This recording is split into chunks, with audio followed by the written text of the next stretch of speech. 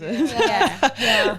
Literally, I think someone actually asked me like, can you send me a picture, because we was actually like friends. It was like, can you send me a picture, you'll be like on my type beat, like this is a type beat. And they said like the justification was like it will get more clicks, like it gets more likes when there's a woman on I it. feel like there's like you can slightly use it to your advantage. Like sometimes I use it to my advantage. That's the realest. Like I know there's like a thin line between. I said that. This is a thin past line. that. Like some people don't care, and some people think, wow, like they might click on a thumbnail if they see a girl in the thumbnail. Hello, and welcome. I'm Kellis. Welcome to the But You're a Woman podcast, brought to you by Mixtape Madness. Our mission is to uncover the realities of being a woman in this industry and to be a resource to the many that would like to pursue a music-related career. My team and I are all women that actively work in around the music industry. I'm a producer, a DJ, and a host. And this podcast is something I am extremely excited about. In each episode, I'll be joined by a co-host best suited to the topic of discussion, which means I am joined by the beautiful, fantastical, and talented Cleo. Thank you. How are you, Cleo? I'm good. I've got really cold hands. I've got like rainos right now. I've just been out in the rain, but I'm good. Good. I like that. Do you want to do a You little look lovely, by the intro way. on myself? Thank you. Yeah, please tell the people who you are. I'm Cleo Celeste. I am a music artist, social media and digital marketeer. My job is to take my clients, who are the music artists, and work with their management teams and their record label marketing teams and liaise with them to produce lots of growth and grow their digital presence. Which is necessary. A couple other things. Exactly. Very necessary. Amazing. And this episode is called Studio Etiquette, which we deliberated about a few months back because we feel like it's incredibly necessary to talk and speak on studio situations as a woman and what that looks like, what that feels like, what happens. Which brings me on to introducing the lovely Lauren and Melsyh. Lauren, please tell the people about yourself if they do not know already. My name is Lauren, or Lollypopbeatz is my producer name. I make beats. I've been producing for about 3 years and mainly make trap. Nice, amazing. And you do it very well, might I add. Thank you very much. Melsyh, please tell them. So my name is Melsyh, or known as Melsyh. I mostly produce drill, which is kind of unheard of. And I've been producing for same as Lauren, like 3 years-ish. Yeah. So did you both like start, I mean, I'm kind of guessing your age, but was it like school times or like college times? I like finished school. You finished school? The summer after finished school, I had no idea what I wanted to do and got into it and then took it seriously like the next year. Okay, amazing. And you? Mine was actually after. It was like in uni. Okay. Uni time. So I started quite late. I feel like a lot of producers start quite early on, but mine was quite late. Do you know, I feel like you'd be surprised because I feel like a lot of people do just think, do you know what, I actually want to actually go for what I want to do. Yeah. And not hold back. As well. 100. No, never. It's true. So one of the things I wanted to ask you both, obviously, because let me tell you a little bit about my experience. So my dad is a DJ and my mum is a raver. So music has always been around, in the house, out of the house. I've slept on many pubs, in many clubs, and just, chairs pulled together. do you know what I mean? And just being that kind of, kid that's always been around music. But that influence has obviously taken a big impact on me and my kind of like trajectory of where I want to go. So mine kind of basically started around GCSE. When you have to choose like your subjects or whatever, I knew I wanted to do that. So I was making beats like on, I think it was like GarageBand or something like that in like the music block. And then chose it for GCSE, did it for college, and then went to uni. But my uni experience was just not the one. So I kind of like decided to take it on a bit further. But like, I'm interested to know, especially with you, like what was kind of going through your mind when you decided like, look, I actually want to take this seriously. To be honest with you, I feel like since I was young, like 13, like I was listening to old school drill. Like I've always just liked drill. Obviously, I'm not in that scene myself, but like I just like the music. I've always been intrigued by it. And then one day I just thought, there's literally no women doing it. I think that was one of the main things, that there was no girls actually doing, especially drill and trap as well. Yeah. Like there's barely any females doing that, and when you see females, it's usually like house or like that more sort of like lo-fi R&B, like a it's Flavor more- D type person. yeah, like that sort of thing. So I feel like I knew that it was like a niche that I could kind of get in on, and that's why I was like, you know what, fuck it, take The thing it is that serious. even if they were doing it, no, like it wasn't nearly as promoted as how a man would be promoted. Oh, 100%. No, Or, I think do you know what I mean? they're there. I just think there's not. Yeah, they're not in the forefront. Yeah, Because there definitely are women out there doing the work and like making the beats and stuff like that, but they're always on the hush. Like you have to really look for it. 100%. I think so. But Lauren, what was it like when you first decided like you really want to start taking this seriously? I'd just been practicing and trying to improve my beats to where like I knew I wanted to go down the route of doing like YouTube and type beats, and that was a good place to start. So I just sort of built up a catalogue of beats, and I was like, you know, they're just sitting on my computer, like they're better to, you know, just put them out and see what happens. And when I started taking it seriously, like I was very adamant that I wanted to do it. So it was sort of, it was quicker than I thought it was going to be, and it took a long time, but just with doing it every day has helped. Yeah, and of I had course. the time because I started at the start of COVID and I was had gonna nothing ask. else to do. So it was literally the perfect opportunity, and yeah, I just was lucky to have that time. Yeah, of course. I feel like COVID's like period was either a sink or swim for people. Like people really just like sat around and like didn't want to do much and like was super unmotivated, or people like got on their grind, started a business, started like a little startup thing, and like fully flourished. Like Especially with like producers, I feel like it's a common theme that so many producers I chat with always say lockdown was a blessing, because it was a time where you're locked in your room, you've got nothing to do, so what are you going to do? You're going to perfect either the skills you already have or learn new skills. It's the Literally. perfect time to be at home. Like now the number one thing I hear from producers is that they're like, I'm jealous of how time rich I was in lockdown. I had time to make so many beats, to perfect so many skills, to learn whatever software I needed to learn, which obviously isn't the case currently. So I think it was, there's always like, oh, I've got work, oh, I've got this, I've got that, I can't make time. I think it was a flourishing time for those kind of skills. 100%. Are you FL? Yeah. Are you FL too? Yeah, of course you are. See, I'm such a logic girl. Where I'm just like, do you know what? I'm just trying to convert everybody back to logic. But it's not going to happen. I think I should just quit now while I'm ahead.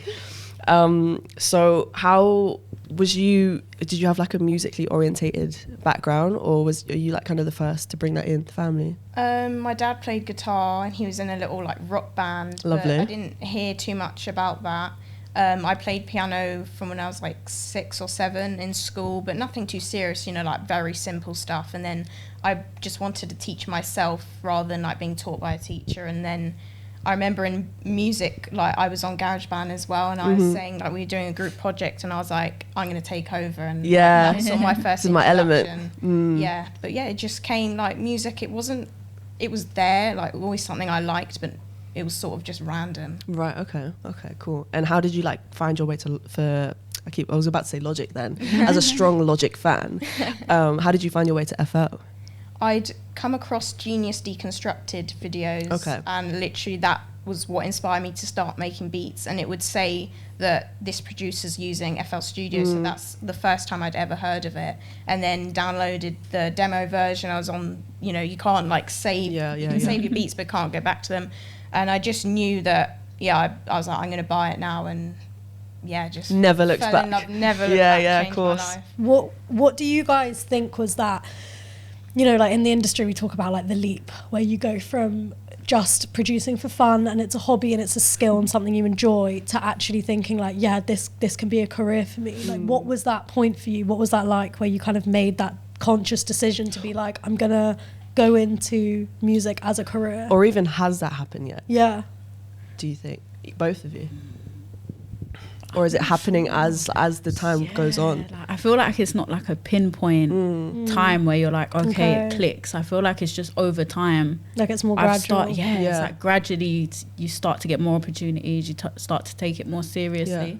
I think some people might have that light bulb moment. I don't think I've had that light. See, I think where we're coming from is I feel like maybe because we've had the experience where we're like, okay, we either have to go for what we want, or continue doing something that's just a little bit more casual. Everybody else is kind of doing it. Do you know what I mean? I feel like maybe that's just because we've had that experience. We're kind of asking that way, but I completely get it. Like it being like getting more opportunities, like you said, and working more, perfecting what you want to do and everything like that. It is, you know, like a slow climb, which I think is obviously still very much valid. Yeah, it's actually funny to think that though, because I feel like I really had that, like, okay, so what am I doing then? Do you know what I mean? That moment where you're just like at headlights and you're like, okay, well, I'm either going to do this stupid 9-to-5 job and, you know, not do anything for myself, work for someone else, or I can actually kind of take my time back and invest in my own time, invest in my own skills so that it could be more. No, it is interesting. I think you're right, that it can be more of like a gradual uphill climb for people rather than like a suddenly like, right, this is it, like it's a sink or swim moment. And I think it's interesting is I don't think it needs to be a sink or swim moment. I don't think success just happens because you make a decision. Like, yes, that can like help, but I think you're right. I think a lot of the time it's gradual, and I think a lot of the time for women as well, because I think for men there's almost more security in that you're gonna not that you're promised because you're a man that you're going to get exposure, but I feel like for women it's so difficult to have the confidence as well to be like, I can make it work because I know the industry's going to want to take me straight away, because they don't have to have like that second thought of like, oh, but actually they might not look at me at the same, they might not treat me the same, whereas we actually have to do that. Yeah, definitely. Another question I did have, so you said that you've only just, Lauren, you've only said that you've just started like getting into sessions and everything like that. So maybe what I'm asking might be more directed to you, Mels, but with like sessions and stuff, have you ever been treated differently towards a male counterpart that's also there? 100, definitely. Definitely. I feel like you can feel the difference. A lot of the time it's not so much, I think people would think it's more like sexual advances and things like that. It's not so much that. It's more they don't treat you as if you know what you're doing. Like where I engineer as well, like I produce and I can engineer, so where I've been engineering sessions, I've had like men come up to me and say, oh, like, why are you doing it like that, or what are you doing? Oh, you don't know what you're doing. Like, I'm very aware of what I'm doing. I'm getting paid sessions. Like I wouldn't be charging if I didn't know what I was doing. Of course. And it's just that like undermining of whether you know what you're doing. I think that's the more annoying bit that I get a lot, especially even with beats. I feel like they don't take in my beats because they're mine. But if I was to take my tag off it and say like, oh, a male made this beat, I think they would take it in more.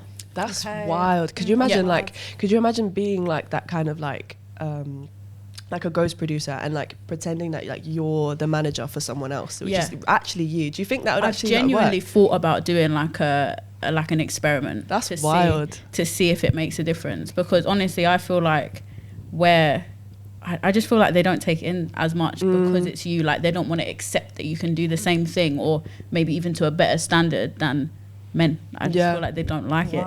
It's wild. Have you ever experienced anything like that, even outside of music? I've had luckily very good like in-person experiences. Like everyone's been very respectful.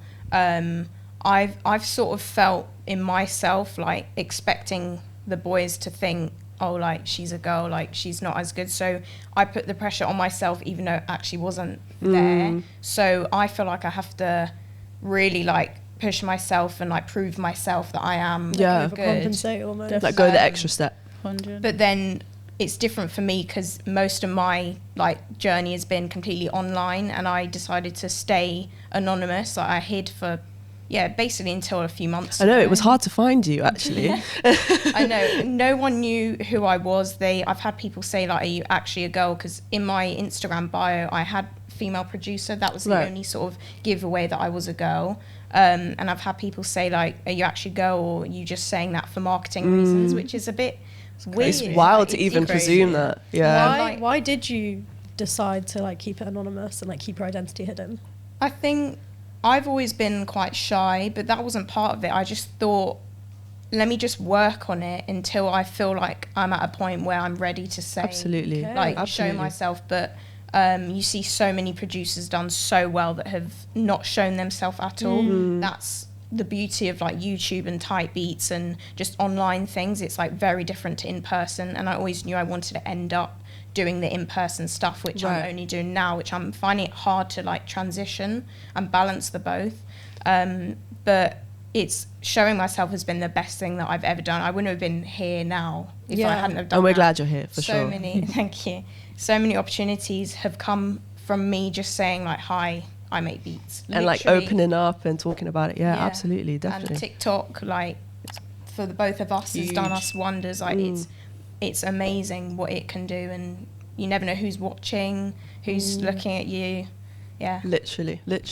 And that's like a kind of a big thing that I do want to like make sure that it's really clear, because I want the girls that do want to like start to think, that come out of school or have the idea that I do want to like pursue music, more specifically a production career or an engineer career, because you can count how many female engineers there are in London on one hand, for sure. Making sure that they have a resource to like find someone. So they're like, okay, type in female producers. Like even that, it's a little bit hard to do sometimes. Like, and find them. Have to, like, type in female producers. Yeah, how literally. female producers come up. And I was gonna say as well, because you said that you like the YouTube, you know, type beat stuff. So like even tutorials, like I couldn't tell you a female that was doing tutorials on. I've never seen exactly. Yeah. So it's one of those things where it's just like it's so far behind, and you wouldn't think it would be at this day and age, but I think it's also a thing of encouraging women to do that, because I feel like some women feel like they actually just can't. Yeah. And I feel like that needs to be old news, honestly. Yeah, definitely. I think it's so important to have resources for young girls specifically, who like especially who want to go into producing, to look at that and like be able to mirror it and be like, exactly, yeah. That, like, do you guys feel like there was any resources online that you could like, or like when you were looking at tutorials on YouTube that felt like it was like from a woman's narrative, like a woman's or even voice just relatable? Yeah, not at all. I don't feel like I did either. I feel like it's one of those ones where I think the closest I've got to like a female producer like idolization is Missy Elliott. Even though she's more of an artist, she still is a producer. She still like does that whole creative direction thing. So I'll ask you, like, do you have any, aside from it being a woman, who are your like inspirations in terms of production? There's loads. That's all right, you can think about it. I don't know, I really look up to these online producers. Are you asking like outside of music or just in general? Both. Both. I don't know, there's I really look up to anyone, really. I respect the people that have just grinded, and you know, it's so much easier nowadays with social media and you know, the people that didn't have those tutorials and have taught themselves. I even like Ocean, the main like YouTube producers, KBZ, Producer Grind, you know, all those sort of people and that sort of thing. That's who has inspired me and like helped me. There hasn't been like someone that I've really idolized really in music properly. I'd have to say, because I feel like, because I'm super like in tune. I'm super like, you know, when you go and you want to watch something, you want to enjoy something like a show or anything like that. Like I'll go to like the Kenny Beats show on YouTube. I think that's so fun. It's so have you seen it? Never. It's called The Cave, and Kenny Beats has his own studio, and he sets it up and he brings rappers in and he just makes a beat on the spot for them. He's done it with like Doja Cat and like Denzel Curry. Yeah. I think that's a basketball player. Anyway, so they come in. But yeah, they basically come in and they just start making beats and stuff. I think that would be amazing, and it would be so cool if it was a female, if it was a woman that could relate to it just a little bit more. Do you know what I mean? Because it's cool anyway, and I wouldn't change it for the world. But to have the diversity, to actually have an option would be nice. Yeah, don't you think? Definitely. I could see you going down that direction, to be fair, Lauren. Like I feel like you fully could have your own little setup, making beats for people, especially if you want to go into like being the face and the name. Yeah. Is that something you would consider doing? Yeah. Like, I always, again, like have taken my time with it, but I wanted to do the YouTube videos like I've seen, like, and I'd love to help other producers, whether they're male, female, like anyone. But yeah, doing vlogs, and I'm trying to think of like how to make things different and new ideas, because so many things have been done before you've seen it, and I'm just trying to innovate. And like obviously we are already, without doing anything, we are different just because we're a girl, but then people should look past that. Like some people don't care, and some people think, wow, like they might click on a thumbnail if they see a girl in the thumbnail, but it's always for the wrong reason. Yeah. Literally, I think someone actually asked me like, can you send me a picture, because we was actually like friends. It was like, can you send me a picture, you'll be like on my type beat, like this is a type beat. And they said like the justification was like it will get more clicks, like it gets more likes when there's a woman on I feel it. like there's like you can slightly use it to your advantage. Like sometimes I use it to my advantage. That's the realest. Like I know there's like a thin line between, I said that this is a thin line, it's like, a very to thin your line, advantage, and like being like getting it's it that taken off. literally. Well, I feel like it's kind of like that thin line between them not saying completely no flat out, and then there being like some kind of like a question mark, a little tiny bit of a question mark, but it, you know in yourself that it won't go no further, but it has to, that's the game that actually has to be played, because if you fully, you know, do the like lock off thing, and I'm like, don't chat to me in no kind of way, don't move to me in this way, even as someone who is in a public relationship, you would think that it would stop. It won't stop. 100. But it's actually so funny, isn't it? I can see your eyes rolling. It does make me mad thinking about it. But it's true. So I just wanted, touching on like the studio session side of it, do you guys feel like you have to act a certain way in a studio session? Like, you know how you were talking about kind of, you know, male counterparts will almost like not intimidate you but undermine you into thinking that you're not doing like following correct whatever, like engineering. Does it ever make you feel like you can't like be angry or like kind of assertive without coming across as like a bitch? Like, you know how the second a male engineer like says like, no bro, I think we should do it like this, everyone's like, oh yeah, I'll listen to you. And the second it's a woman, it's almost like, oh, she doesn't know what she's talking about, I can't be arsed, oh she's like nag, whatever. Slyly. But you know, when I'm in the studio, I act as mandem as possible. That's the do you? Yeah, like, yo bro, what you saying? Like, yeah, like, do you get, I swear to God, like, you think I'm not joking. Like, do you do that 100. to or like prevent them from sexualizing you? 100, definitely. Definitely. I try and set it from the beginning. Like, I'm not very feminine anyway. Like, without music, I'm not like the most feminine woman you've ever seen. I don't really care about all that. But like, I act like mandem more so in studio so that they don't see me in that way. Like, it's a bro situation. It's not a hug thing. You don't need to come in the studio and hug me. It's, do you get it? We're here to make music.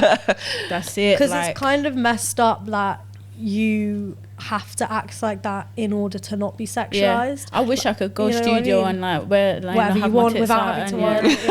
I'm there in a tracksuit. It's so true.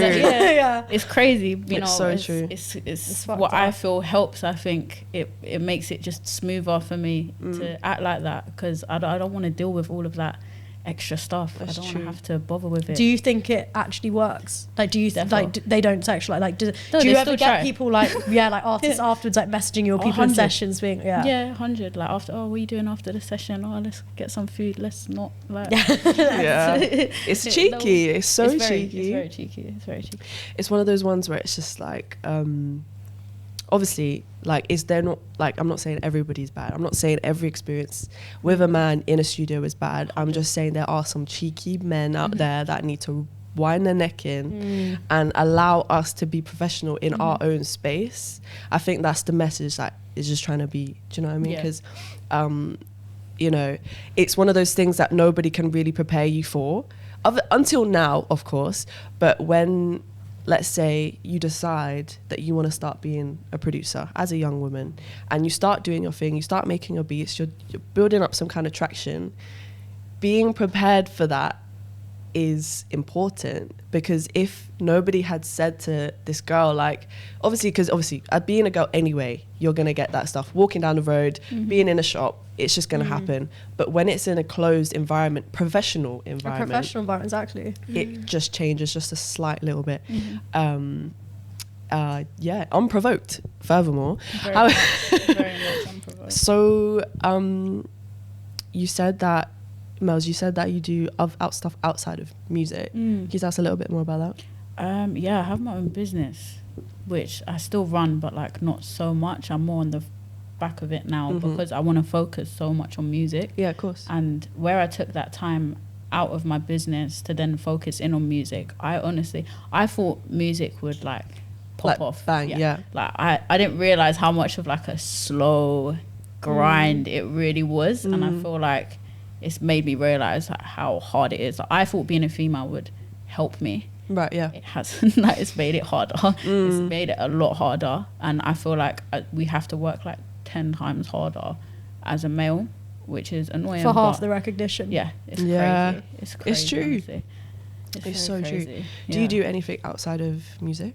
No, I'm 100% in I love this that. every day, all day. Mood. How have you found that kind of... Have you transitioned to anything else, or did you just go straight into music from school, you said? Yeah, just went straight into music. I had no idea what I wanted to do. And yeah, it was just like random. I just came across a tutorial or video on YouTube, and then it was nice because it was organic. It wasn't like, right, I'm going to do this, I'm doing it for the money. Like, it was a hobby first, and then I was like, I can make this my career, and finally I've found what I'm passionate about. And if it wasn't for YouTube, literally I've achieved everything just from being in my room, not speaking to a single person, not knowing a single person, taught myself through tutorials on YouTube. And I just wanted to focus. I knew I wanted to do this at 100%. I didn't want to do anything else, and if I can do it, and I need to work to be able to do it full time, and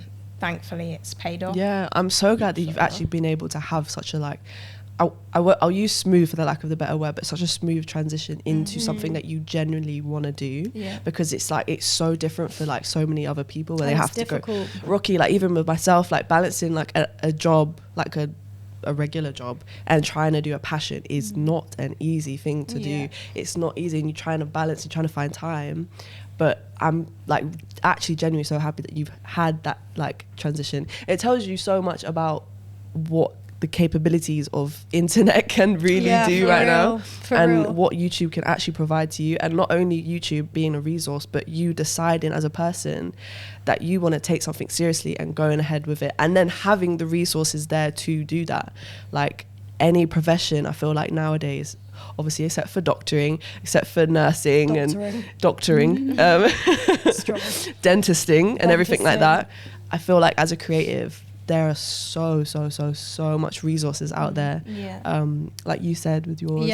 No, I think there's so many resources. I think it's a shame that a lot of the resources is more like how to rather than what to do when. Like a lot of the time, especially when it comes to like music production or like learning a skill or instrument or whatever, I feel like a lot of people I meet and a lot of producers will be like, similar to what you were saying, Lauren, like I started off like with like YouTube tutorials, like looking into it and thought, I can do that. And like you start building your skills. But what do you do then? You've got the skills, you've put in the practice, you know you want to do it, but they don't tell you how do you network, how do you get studio sessions, how do you take it from just a hobby to like something you want to take seriously. Like there's not a lot of conversation or narrative within the industry about that transition phase. It's either before you had a manager, before you did it, like you made money from it, and then it's once I made money from it. But there's a period, and there's a long period in between that of like the transition phase. Literally. And I think I don't know whether it's because it's like gatekeeping and people don't want to talk about it,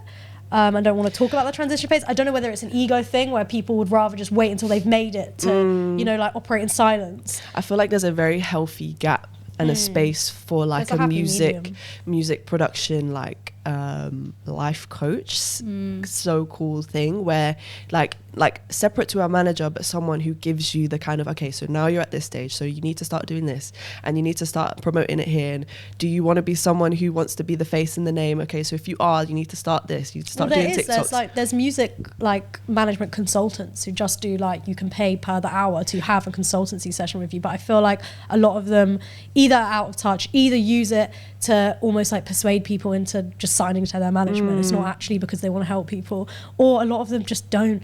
Like, if I was a female producer, I would not be listening to a male man about how to go about my career as a female producer. I'd rather have a female producer be like, this is going to be really difficult. Exactly. This is going to be a really shit task. This is going to be hard. These are the positives, and this is how you go about doing it. But I feel like, you know, there's not even well, maybe I'm wrong, correct me if I'm wrong, but it doesn't seem like there's a strong community even of female producers in the UK, or like, I think it's building. It must be building. I think it is building, because I feel like we're all having the very similar experience, especially like, because obviously, because, you know, it's a very male dominated you know, place, and it always has been, and probably might always will be, but it's like that specific experience will be very similar case to case, I feel like. And it does bring me on to my question. You know, when you're in a studio session, right? I don't know if you might have experienced this or not, but I've been in a studio session before where there's been girls there that have been brought like as a friend, as a girlfriend, whatever, and then they're just, you know, a bit of side eye, a bit of like complications, a little bit of like, you know, maybe a little tiny bit of jealousy, and it's just like, it's almost competition from the other woman. Yeah, it kind of gets a little bit confusing, because even then, from a woman standpoint, you're not seen as a professional, or you're not seen as taken seriously, which again needs to be like brought down a few. I feel like maybe you've had a similar experience. You have. Tell us, please. It's a thing of like, they think, oh well, she must be spending a lot of time with my man or this and that. Like, I don't want your man. I don't want him, babe. Like, I feel like they need to understand that we are not there. I don't do this job to be around rappers. I don't do it to take people's man. I do it because I like music. I like engineering. I like literally making beats. Like, they need to understand that. From my perspective, it's like, if their husband or their boyfriend or whoever was working with other females in a normal job, they wouldn't look at it that way. Absolutely. So why is it seen that in a studio I must fancy your boyfriend, or I must want to date him? It's like, oh, you've had a few sessions with her now. Like, what's actually going on here? It can't be because I'm good at what I do. It must be that I fancy him. Like, it's not even like, obviously, of course, it's in a music situation too, but that goes so far into each industry. Like you said, of course it needs to change, but that's why we're here to talk about it, because it actually does happen, and some people, you know, don't know until they're told, and this is why we're here to talk about it. I think even the idea of a female being in the room, to some men, is like, how can she be? What is going? Like, and if they are in the room, they're like subject to silence. Exactly. I've had experiences of like being with clients who are DJs and music producers, and being in like really important music, like in studio sessions, and I'm there because I am their social media manager and their marketer. I am there to take content, I am there to liaise with how we're going to market the track, whatever.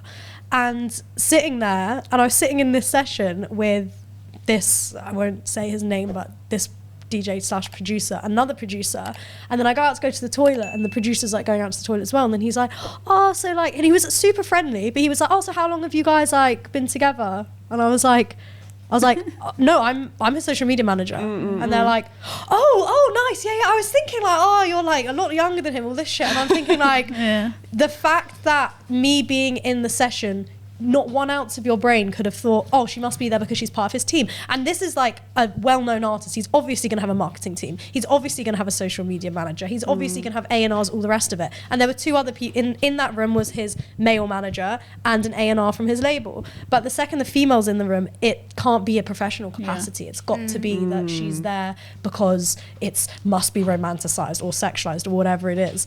And that was very problematic for me. I got very defensive. And then when you talk about it to other people, they're like, oh, but it's just harmless. You're like, no, it's not harmless, because you're spreading this narrative, and you're making us women who operate professionally feel like the narrative is, if you're in the room, you need to either act, I have to constantly talk about my work so that you know. And it's like, no, I'm not going to sit there being like, oh yeah, by the way, like, you're not going to, you want to just chill, but absolutely, you can't like a normal person in a normal situation. Exactly. It actually happened to me like 2 days ago. I went to that, do you know the producer link up? Yeah. I went to the producer link up. I was the only female that was doing the competition thing. And I've gone to walk up on the stage, and the woman was like, oh, are you with him? I was like, oh no, babe, I'm performing. And it just goes to show, like, do you know, it's like, if that wasn't not Stratford, sorry. If that wasn't in Shoreditch, I fully would have come. How did it go? Tell me about it. It wasn't that busy, honestly. No? It was fun. It was fun. I met a lot of people. It was good. But like,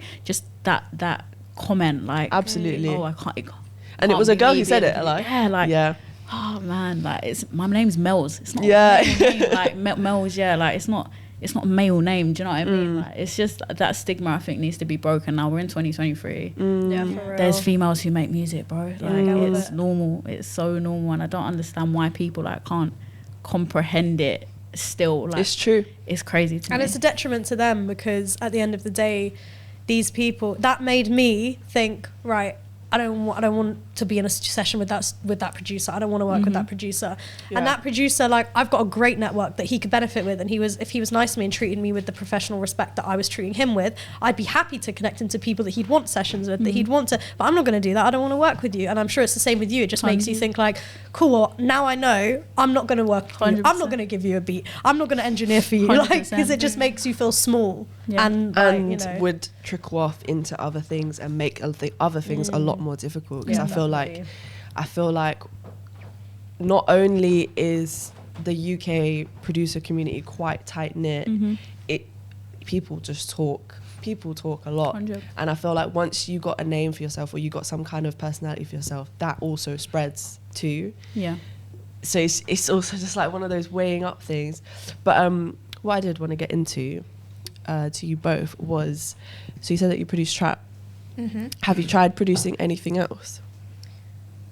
Tried drill, like very vaguely, like when I first started, but I feel like I want to make the kind of beats that I want to make, the music that I listen to. Of course, yeah. I'm not very versatile. Like, some producers can make anything, and like if someone said, can you make me a lo-fi kind of beat, they'd be able to do it, but I don't want to do that. Like, I like music and, you know, doing what you want, and it sort of takes away the enjoyment if you're doing, you know, things that you don't really want to do. But being here is difficult with the genre that I do, because like 80% of my audience are from America, and literally only like 2% are from the UK. So it's not like I can go into a session and pull up one of my normal beats and then the artist's going to like it. Like, it doesn't work like that. And I'm not great at drill. I don't feel comfortable doing that, you know, because most obviously drill's popular here. Yeah, of course. So I do feel like I need to be in America, and being in the studio here, it's great for experience, and I'm glad I've, like, you know, just had that little bit of experience. Yeah, but, of course.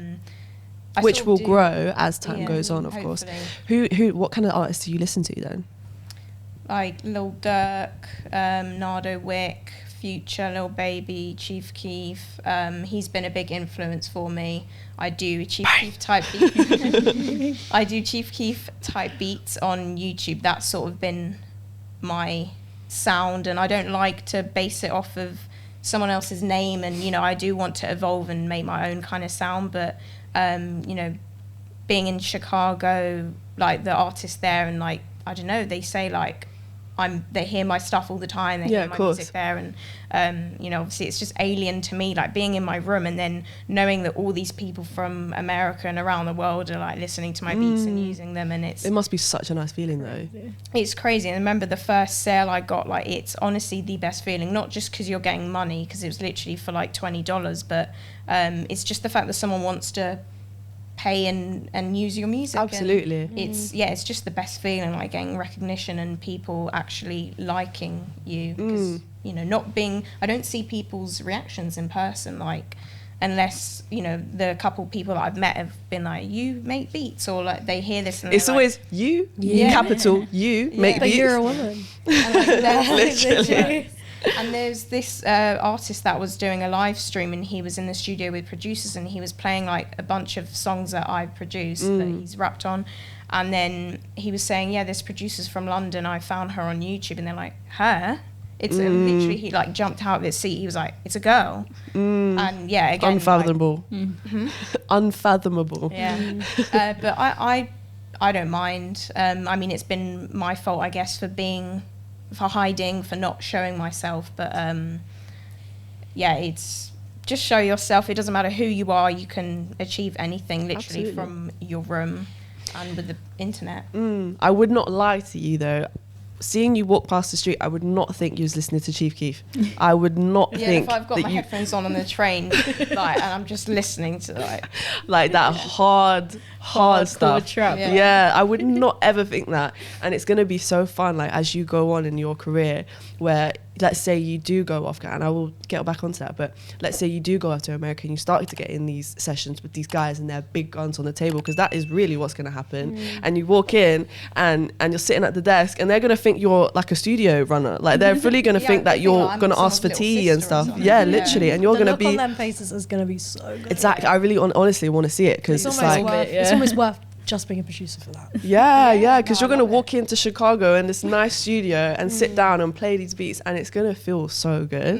And I love that. It's just going to be hilarious, because they're going to be like, who's this tiny woman that's coming in? Like, do you know what I mean? It's going to be so funny. Yeah. But I don't know if you did... Oh, no, you won't see it because it's not released yet. But I did speak to someone who is a producer here and predominantly works with and for producers in the US, and he has a manager that lives in the US, and that kind of dynamic kind of works, obviously, because he's here, but you can still kind of get work and revenue working outside of the UK, obviously. So that potentially could be something, a road that you could go down, because it's I'm not actually doing that. You are? Okay, Yeah. fantastic then, because it's like, obviously this day and age with you know, FaceTime and everything like that, you can fully work overseas and technically be there with your beats and flourish. And I think that's amazing, because it's like, going out there is obviously not going to be as easy as sending beats out there. Do you know what I mean? So it's just like, to have that kind of avenue to go down is amazing. I think it's amazing. Don't you think it's amazing?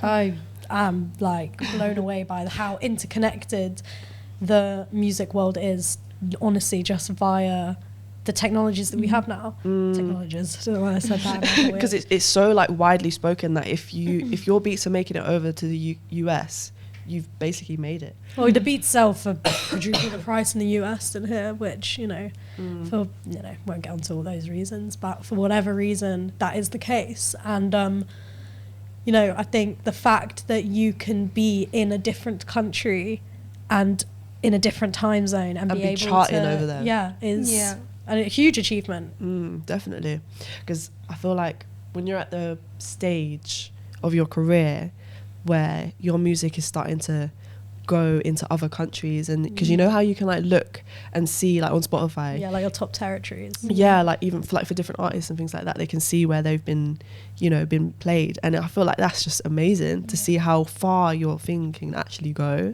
Do you guys feel like, so obviously you both kind of, your niches are in genres that are in the rap industry, which, as we all know, heavily male dominated.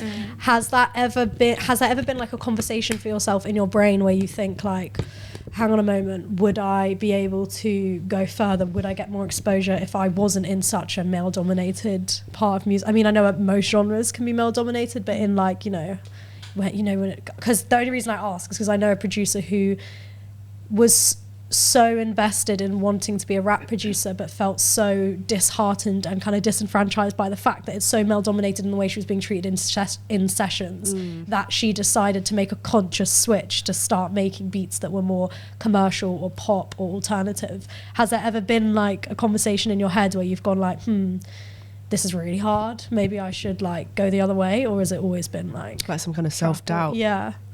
I feel like it's natural to have like that conversation in your head of like, oh, is this really gonna happen? Like, am I gonna be able to push through it? But it's never been a thing of like, oh, let me change direction, because I love what I make. Like, I couldn't imagine making like, I don't know, like house, or like you try it, it's fun, that's great. Like I can listen to any type of music. Like, I don't have preferences or like whatever, but I just feel like, I don't know, do you think you'll always stick with drill? Like, yeah, definitely. Drill and UK rap. I don't think I would, like, I couldn't do what Lauren does. I couldn't do it, no. Like, I like trap. Like, I like listening to it. I appreciate it, but, like, I don't enjoy making it as much as UK rap or drill. Like, I can really feel when I'm making the music. But I rate that, like, artistry, like, integrity. To be like, I like the music, but this is what I like, so I'm gonna do this, and that's hard to do a lot of the Definitely, time because often you feel like you're funneled into different genres. 100%. So yeah, I rate that. It's true, because I've had such a different experience. When people ask me what I produce, I actually don't know what to say, because I love producing everything. I love to produce everything. It's like DJing as well. I don't like to DJ just one thing. I will spin everything because I just love everything. So it's just one of those things where it's like, it's nice to speak to someone people who like to do something specifically, because that means that you're going to give your heart and soul to everything. It's not easy to like love doing everything and give 100% to different genres, like to Afro, to house, to garage and things like that, because I would love to be able to do that, but you are so spread thin that it kind of have to come to a point where you're like, okay, so I actually do need to just settle down and focus on one and just go with that. Which is kind of an endless battle, because one day I'm like, yeah, let me make garage, like let me just fully go for the garage vibe, and then I'm like, okay, so let me now do drill, and then let me now do this, and it's just like, good to experiment though, and you can be anywhere and you won't have an issue with like you might be seeing a rapper that you know only uses like drill beats, and then he'll go, oh, today I want trap wave or something, like something completely different, and then I'd be like stuck. I'd be like, oh, I can't really do that.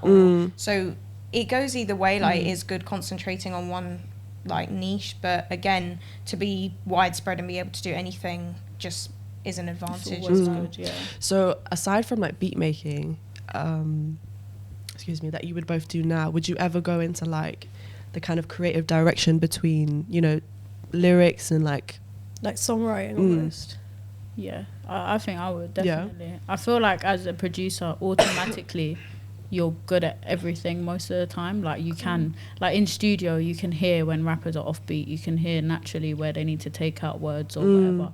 I don't know if that's being a producer or engineer, but it's definitely being a producer. There's definitely like a musical ear that you have to have to be a good producer, for sure. But like to take full control. Do you think you can do that? Yeah, I reckon so. I want to do it all. I want to do A&R in. I want record labels. I want like podcasts, freestyles, everything. I want it all. That's the realest, because I feel like girls, there's none doing anything. There needs to be like what we're trying to do here. More females doing everything. Like even with A&Rs, you hear it in rap songs. Oh, I'm trying to fuck on the A&R lady. Yeah. Why? I actually asked that A&R to come when she said she would come. Like why though? Why is that a thing of like, why can't she just do her job? Like, why have you got to fuck her? Like, I don't get it. I don't. There's a big stigma around women in any music, like anything. Video girls, they must be video vixens. Like, they must be down to fight afterwards. Oh, they have to be fucking the artist. Every video I shoot, I've been to, the girls have come, got paid, and gone home. Where does it come from? Where does it come from? These men are upset. Like, yes, it's the disappointment that you 100%. That's just like 100%. It's crazy to me. Like every girl in the industry must be doing something sexual. They must be like, why are they all sexualized? It's annoying. It's true. Let's do our job. Like, it's very, very true. Definitely. Annoying. Very annoying. Definitely. Like the kind of, I feel like it's more about making it seem more than what it is. Like a rapper does perfectly. 100. Any good rapper will know how to do that, 100. right? But it's also about speaking the truth outside of it too. I feel like it's quite important, don't you think? 100%. Because if you're constantly saying you have this and you have that and you're doing this and you're doing that, but you're not, that's going to come to light quite soon, don't you think? It's going to make it look a little bit not real. Do you know what I mean? Yeah, I mean, it's very inauthentic. Definitely. Damn. See, I feel like rappers, especially with female rappers, like I feel like back in the day you needed to be a who's Biggie's wife? Losing me. I don't know. Biggie's wife. Oh, who was where they were low key together before she was. Yeah. Lil Kim, that's the one. Okay. Thank you so much. I say Lil Sims. Lil Kim, like you had to be a Lil Kim, you had to be a Queen Latifah, you had to be a big name. Like I feel like back in the day to be known as a female rapper. Like these girls were pretty much pimped out. Like I read a really interesting, I know for a fact Queen Latifah was not pimped out. But like but they were. Like you read these articles and they were. If you look up the like splits and the royalties and the things they've got, they haven't got shit.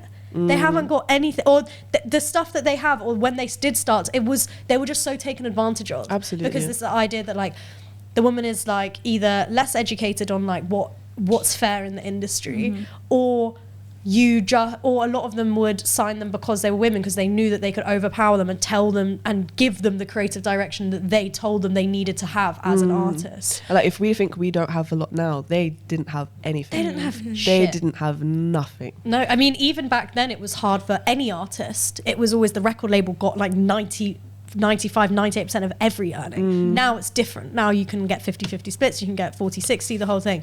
But to be a woman and be an artist, it was right off. There was no way. You weren't gonna... With no that wasn't where representation too. Exactly, that was not where your money was coming from. You'd make money from shows and gigs where they would tell you that you needed to dress in a tiny little bikini and you needed to like shake your ass and you needed to give a performance almost like a monkey in a zoo. But, you know, so I think even these big names and these big women artists, which yes, in order to succeed they had to be the big names, they still weren't treated with the same professional respect. No one from a label, no one from a team, no one from even their management or even their friends. Like, big up Biggie Smalls, but there were some problems with even the way he, like, you know, and there was no one that went, hang on a second, do you know how it works? Or And you should get more so splits, normalised or let me about those negotiate raps. for you. It was never that. It was always, how much money can we make off these women and exploit them? Literally. Sorry. And it's just But, like, you know. whilst you were saying that, I was like remembering like Alicia Keys. She kind of put her foot down at one point and said, look, I'm not wearing no makeup and I'm not dressing in no type of way because that is not what I'm trying to do. It's not the message I'm trying to bring across. And when I learned that, it was kind of like, whoa, like, because it's so normalized for a girl to be, you know, well underdressed in music videos, and when they're represented in their interviews or whatnot, they're just looking way too sexualized and everything. But once I heard that she had put her foot down and decided that was not going to be what was what, it kind of gave me like that thing of like, okay, so I don't actually have to do that in order to be seen and heard and respected. But even female artists who have then taken that, like when you look at Billie Eilish, everyone was like, this is sick, like Billie Eilish will wear baggy clothes so you can't sexualize her, which is great, big up Billie. But actually they then use that as a marketing tool. They can't just do it for their own integrity, which I rate, and I'm like, it's good to spread the word. But then there will have been 20 people on her team that have gone, right, do you know what's a really sick way of making her look really cool and making her look different? Let's really just constantly bring up the fact that she wears baggy clothes. Let's make this My Calvin's campaign. Everyone watched this My Calvin's campaign and was like, this is so empowering, which it was. And I think Billie Eilish's whole brand and whole image is sick, but that's what it became. It became a brand and an image, and everyone's forgetting, like, you know, she's paying millions for that. She was paid to do that, which is fine, and she should get her money. But for real, like, she was also like, what, 15? Yeah, 15, 16. But even when she was turned 18, like, it became this thing of, she can't just go, I don't want to wear makeup and clothes. It has to go, I don't want to wear makeup and I want to wear baggy clothes. It has to be, I don't want to wear makeup, I want to make baggy clothes. So how can we talk about this loads and make this like it was like, well, it's also for the principle. It shouldn't just be like a tokenistic value of like, right, let's use this as marketing and get as much money from her as possible. You know? So I think it's interesting as well that when it goes the other way and women speak up about it and then stand up for themselves and say, yeah, you know what, I'm not going to be shaking my ass in a bikini and having to wear loads of makeup, but then that's then taken and then taken advantage of as well, and it's used as a marketing tactic instead of just like the principle. Absolutely. So that annoys me as I well. agree. I completely agree with everything you said. But, and it's such a good like example to bring up, because Billie really did try and go all the way left and take it somewhere where it hadn't been taken for a very long time, and that was kind of foreign. It made so many people want to see and want to like see what was under baggy clothes. She's a young girl, forgot that. Like, do you know what I mean? Under 18, she was under 60. Like, it was. She was a minor. She was actually a minor, and even under the limelight of being a celebrity, that does not matter. No. Even if we get into TV and like, you know, like Disney kids and stuff like that, it was seen. It was like, whoa, so you're an adult now. You're actually doing something else other than being a child. It's like, exactly. It's so strange. It's like, it needs to change in this industry for sure. I like a question that's kind of aside from like the studio kind of like studio etiquette stuff. Does it make you, when you think about like management and stuff, like, do you worry as a woman that, like, growing from that, you know, women being taken advantage of from their teams, do you feel like you are kind of weary of what kind of management you'd ever take on in the future, in, like, and whether you'd, like, is there a part of you that thinks, I don't know if I would want to be managed by a male in case they're, like, using it for the wrong reasons, or want to just use you as, like, a token female they have on roster? Like, would you prefer to have a female manager? Does it not matter to you? What's your... Do you think you would have a preference as well? For me, I don't really... I was asking that question, but I was like... She's like... For me, I don't know, I don't really think about... Like, I don't know if I'm being silly by not really thinking about people's intentions, and like I don't really mind that if I had a male manager. Like, I'm not trying to find females to ask advice. Like, I feel like with music, the whole premise of it, you can get advice from anyone. It doesn't matter who you are. But then, yeah, you do think, like, do people just want you to sort of show you off? Or but then it only goes so far. Absolutely, it really depends. But I guess I haven't really thought about a lot of the things we've been speaking about. But then... See, but this is a good thing, though, because it's like, it is even that in itself, it's like, how could you, though? Because you would really have to ask a specific person to get that information. And that's why it's so important that women have these conversations. Exactly, because, like, you know, it's honestly so niche for a woman to want to be doing these things, that this information isn't as wide and as broad. I think what Cleo was trying to get to was that, like, if you would consider that going down an option, but because it's so unspoken about, it's hard to even think that. Does that make sense? I mean, we were talking in our previous episode about how the industry relies on the fact that women don't have conversations together and don't talk about the processes, how they're paid, what management teams are, what they should be wary of, what they need to look out for. Like, they rely on, you know, the rich white old male relies on women and minority groups not discussing these things, so that you don't think about these things, so that you don't think, oh, actually that's encouraged me to want more, or to ask for more, or to pipe up. And that's why it's so important that we have these discussions, because in all, whether you're a creative, whether in marketing, whatever it is, it's so important to have these conversations so that it kind of breaks down that, you know, exactly, because it trickles down. Exactly. And it's like I said before, I think, you know, especially with, like, dealing with managers and stuff, I feel like, first of all, you need to be at a point where you would benefit from having a manager. But nowadays there's actually, like, loads of female managers out there that can do just as good of a job and should be chosen for just as good as a job as well. They say females make the best managers. Yeah. And that's not just me saying that. I feel like I would say that. I would actually really, like, consider that. Like, when I get to the point where I feel like I would benefit, I would actually think, like, do you know what? I actually would want to have a female manager, because like, I feel like I could benefit from having that kind of relationship. I help you, you help me situation, instead of thinking, oh, okay, so there's 5 different male managers that I know straight, or anyway, like, I would go out of my way to find a woman so I could have that kind of relationship. Does that make sense? Do you think you would do the same thing, or do you think you would go with the best kind of you wouldn't go out of your way? I think I would go, like, regardless. I feel like it's just about intention. I feel like that's the main thing, like, female or male, as long as their intention is them helping you and being mutually beneficial. Absolutely. I feel like in that instance, manager wise, that's what's important. Absolutely. I feel like I get why you say, like, having a female would help, like, 100%. It will be more like you'd be able to connect with them more and stuff.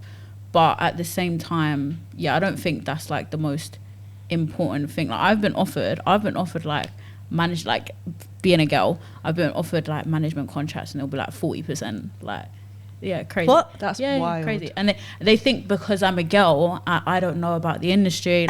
Like, you think it's not. Where is the standard? 40%? 40%. Like, even with my artist, I manage an artist. It's crazy. Like, I manage an artist, and I've seen, like, him being offered, like, because he's young, they'll come to him and say, like, oh, we'll offer you 50 grand, and they put, like, the money inside of his face, and then when you see the contract, it's a management contract, 30%. Like, they try and koala us any way possible. Like, if you're young and if you're female, automatically you don't know about the music industry, you haven't got a clue what you're doing. Like, but I think it's a good thing, because when these people do come and try to do that to you. It's all like mentally, you take a note of it. You know who's done that to you. You know what company they're with, whatever. And then when it comes to a stage where, like, the way I think of it is when I do blow, like, when they come back. Absolutely.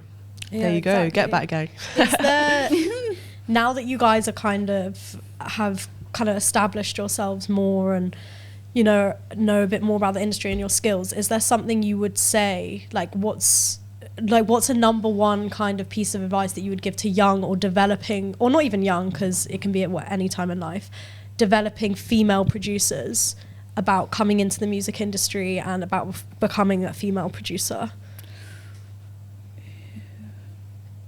Don't think it I mean, again, for me, if it makes someone feel more comfortable, you can do well from just being at home, or you don't need to meet people. Like, take your time with it. It just shows that you can like establish yourself online, and then maybe I feel like if people know who you are and it's clear and like people rate you, then they'll respect you more. It is difficult because I haven't had like loads of experiences in person, so I sort of am only thinking, oh, I'm gonna have like great experiences. Like, What the hell is that?